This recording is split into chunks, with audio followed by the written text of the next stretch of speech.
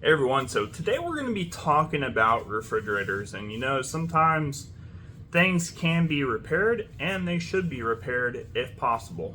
And I noticed the other day that my freezer was not being up to temperature, and well, that caused a lot of concern. So, after doing some research and exploration, I found that my evaporator fan right there that is going very slow had stopped, and I had to manually start it, and then it would stop, and then I'd have to manually start it, and then it would stop, and a lot of times it would just stay stopped and it would just jolt back and forth like that, and not move. So I'm pretty sure that is the cause to all my problems, because our evaporator cooler right here has frozen up pretty decently, and it keeps going through a defrost and refreeze cycle. So obviously there is two plates that I already took off here, and that is what brings airflow from the fan all the way up. You see this little hole over here to the top right, that goes into the refrigerator, and at the top middle is where it goes into the freezer. So we need to replace this fan, and the cost is very cheap. I got mine for $16 with tax. Now if you want to go with the original manufacturer one, they're anywhere from $80 to $120. Simple fix. You don't have to throw away your refrigerator or freezer, and it's a good time to actually clean everything out. So let's go ahead and get into the repair part of this, which is going to be, obviously, turning off your refrigerator is going to be the first part. So go ahead, unplug it. This is our new fan. This is where the ground pin goes. So that green wire is going to go onto this pin. And this is our connector. It's a dummy connector, so you cannot mess this up. It just goes straight in, clips on, you're good to go. Then we have to mount it on the bracket. The bracket is this big thing here, and then obviously the fan's just gonna lay just like that. So pretty simple. So let's go ahead, take out that ground pin. So go ahead, get this ground off. Actually, it just pulls off. Pull your bracket out, and then you're gonna have this connector, which is right here, and it should just pull out like that. So voila, all done here. So this is the old one.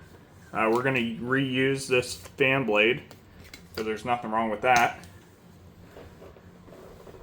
It just pulls off. So there's two clips on the sides right here. So we're just going to push in, pull up, and then pull off. I'm going to go ahead, take that, put it over again. Push down all the way, good to go. Must be some type of insulator, and there was one back here as well. All right, and we're gonna take our new one, put this all together. So we're gonna take this, push it down, be good to go there.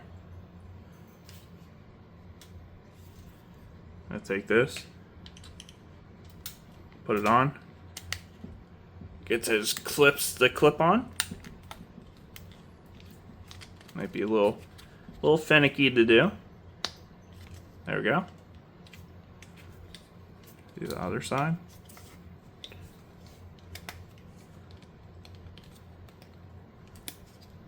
All right. Nice and easy. And now we are going to put our fan blade on, which is right here. Just slip that over, and we should be good to go.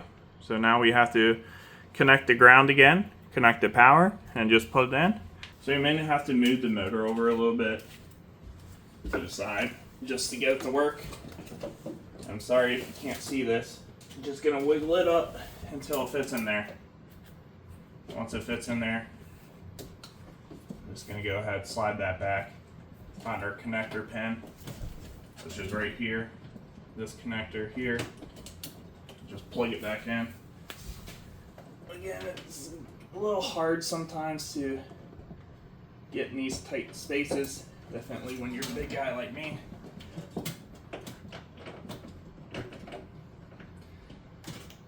And let's plug it in, see what happens. And voila. I don't know if you can hear that, but do you hear how fast that fan's running now? And what that fan's gonna do is that's gonna prevent this unit from freezing up. So this unit shouldn't freeze up anymore. Airflow is going up here, through there, coming out the freezer. It's going up and then over here. So to put the panels on, it's 2 screws up top. One there, one there, one there, one there.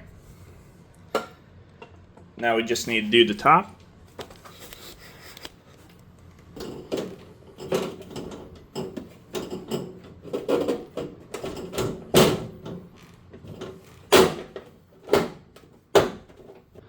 Yeah, 1 screw up top, which is right up there.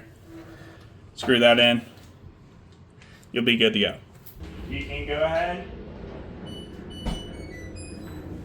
plug in your refrigerator freezer,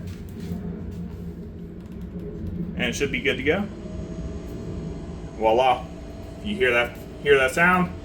Compressor kicked on, fans running, and if you don't have water yet, still means that the pipe is frozen. But hopefully now, after, I don't know, 30 minutes to an hour, I should be good. Should be able to get nice water, and we'll be good to go. So anyways, thanks for watching. Again, home ownership is not cheap. Sometimes it can be very expensive. So instead of replacing everything or getting someone out to look at it, sometimes you can do things yourself. You just gotta believe, you gotta do a little research, and you're perfectly fine. Obviously, I'm a very handsy person, so I kind of know what I'm looking at, what I'm trying to do, but not really at the same time. Obviously, I know what a compressor sounds like when it's working, and that was my first thought, that the compressor went bad. But compressor's good. Opened up the back, found a frosted evaporative cooler coils, and I was like, well, maybe this isn't right. That fan was not blowing at all at the time, and now that we replaced it, it has a very fast speed. And that's what we're looking for. We're looking for a fast speed for that fan so it can blow it through the freezer and refrigerator. Other than that, thank you all for watching. Hope you found value in this video.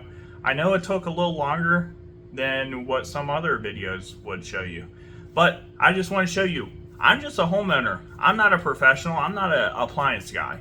I'm just a regular old homeowner that likes to save a little money. So anyways, if you like this video, I know it's not a typical one, but we are going to be working on the ice maker next. The ice maker hasn't worked for a long time. We might as well repair it since we're already repairing the freezer anyways. So anyways, see you next time. Take care of yourself. Subscribe if you like this video, and bye-bye for now.